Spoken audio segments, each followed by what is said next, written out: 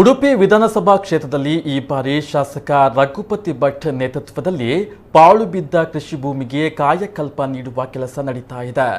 ಹಡಿಲು ಭೂಮಿಯಲ್ಲಿ ಬೆಳೆ ಬೆಳೆಸುವ ಕೆದರುತ್ಥಾನ ಅಭಿಯಾನದ ಹೆಸರಲ್ಲಿ ಸುಮಾರು 2,000 ಎಕರೆಗಳನ್ನ ಹೆಚ್ಚಿನ ಭತ್ತದ ಕೃಷಿ ನಡೀತಾ ಇದೆ.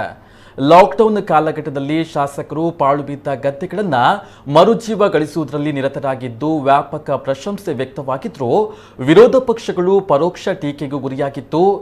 ಕೆಲ ದಿನಗಳ ಹಿಂದೆ ಮಾಜಿ ಸಚಿವ ಕಾಂಗ್ರೆಸ್ನ ಪ್ರಮೋದ್ ಮಧ್ವರಾಜ್ ಇದರ ಹಡಿಲು ಬಿದ್ದಂತಹ ಅಭಿವೃದ್ಧಿ ಕಾರ್ಯಗಳ ಕಡೆ ಗಮನ ಹರಿಸುವಂತೆ ಶಾಸಕರನ್ನ ಕುಟುಕಿದ್ರು. ಆದರೆ ಈ ವಿಚಾರ ಇಬ್ಬರನ್ನ ಇದೀಗ ಒಂದು ಮಾಡಿದೆ.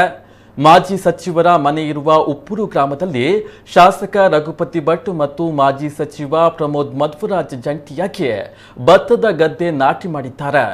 ನಾಟಿ ಕಾರ್ಯ ಮುಗಿದ ನಂತರ ಶಾಸಕ ಭಟ್ ಮಾಜಿ ಸಚಿವರ ಮನೆಗೆ ಹೋಗಿ ಆತಿಥ್ಯವನ್ನ ಸ್ವೀಕಾರ ಮಾಡಿದ್ದಾರೆ.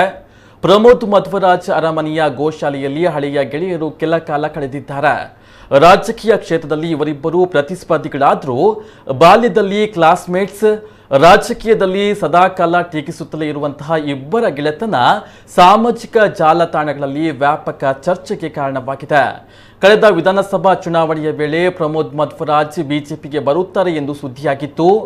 ಹಳೆ ಗೆಳೆಯರ ಹೊಸ ಸಮ್ಮಿಲನ ರಾಜಕೀಯ ವಲಯದಲ್ಲಿ ನಾನಾ ಕುತೂಹಲಕಾರಿ ಚರ್ಚೆಗಳನ್ನು ಹುಟ್ಟುಹಾಕಿದೆ.